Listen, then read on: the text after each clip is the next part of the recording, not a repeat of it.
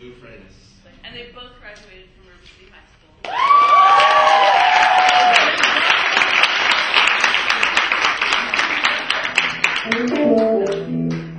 What was your year? 71. See, he's a kid. 1871. He's a kid. You know, I don't know how we ended up being in the same bands, except maybe he was precocious and playing at a very young age. Because, see, I got kicked out of all the bands in West Sacramento, but that's another story. No, I would start the band, and then they realized I sounded like Bo Diddley with a head cold. And I was a terrible singer, and I didn't know how to play any instruments. So one day, Jerry Tuttle walked in with a harmonica and his guitar. He had an old Silvertone guitar, which the amplifier was in the guitar case. So he opened it up and set it in the corner, and he started playing, and he had like a little thing that went around his neck, and that really made me mad. So I learned how to play harmonica, and that led me to the blues, because the basis for harmonica in music is blues. Now, you're going to find that the music you like now is always going to be your favorite music. Does anybody know why that is? That's because your body is really alive right now. Your hormones are going off like a 4th of July pyrotechnic display, like fireworks. I mean, you're more alive now than you will ever be again. After a while, slowly life takes it away from you, except if you're a musician. But you do find that you get stuck where you were, so I figured if I was going to get stuck, I wanted to get stuck on something that would last. So that's why I'm kind of stuck with the blues. Now tomorrow I'll be dedicating my radio show on 90.9 FM at 1 o'clock to River City High School. Specifically this group of people.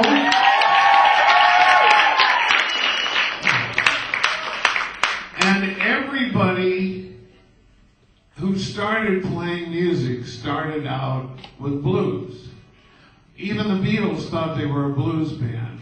They were interviewed in Miami, and the reporter said, "What do you want to see while you're here in America?" They said, "Muddy Waters," and the reporter said, "Where's that?"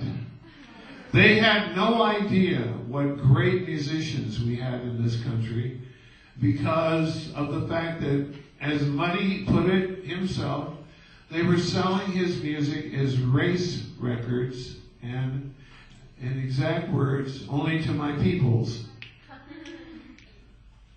Being around Muddy Waters to me was like being around a king. Better than anybody, a politician didn't cover it. He was the man who created the music I loved. The very first band, as we know them, with the piano, bass, drums, guitar, that was Muddy. See, and there's a whole story behind that. But before we do that, you know, Lou is a fabulous musician. He's recorded numerous CDs. He plays. He has a great repertoire. So we're going to do just a little blues thing, just because it makes more sense to communicate with music, because music is the purest form of communication, especially if you're tuned into it.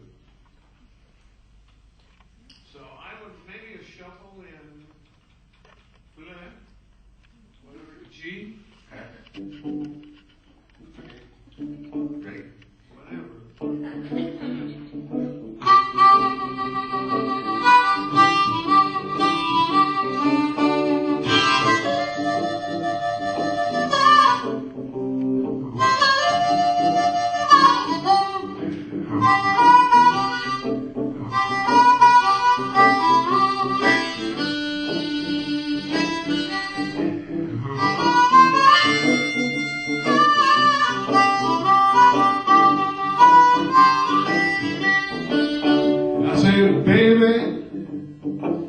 You don't have to go. baby, you don't have to go. I got my bags packed, pretty mama, and I'm heading out that door.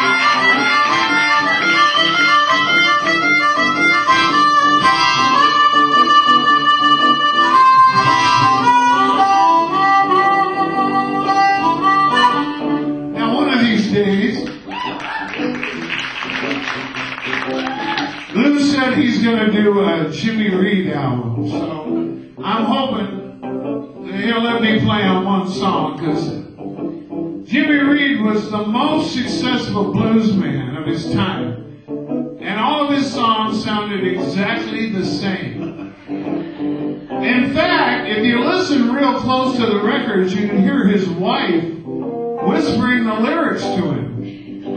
And so people like Muddy Waters and Little Walter and Sonny Boy Williams and Hal Wolf would sit around and complain, because this guy is making more money than we are and all of his songs sound the same. But he did things like Bright Lights, The Big City, Gone to My Baby's Head, Bright Lights, A Big City, gone to my baby's head.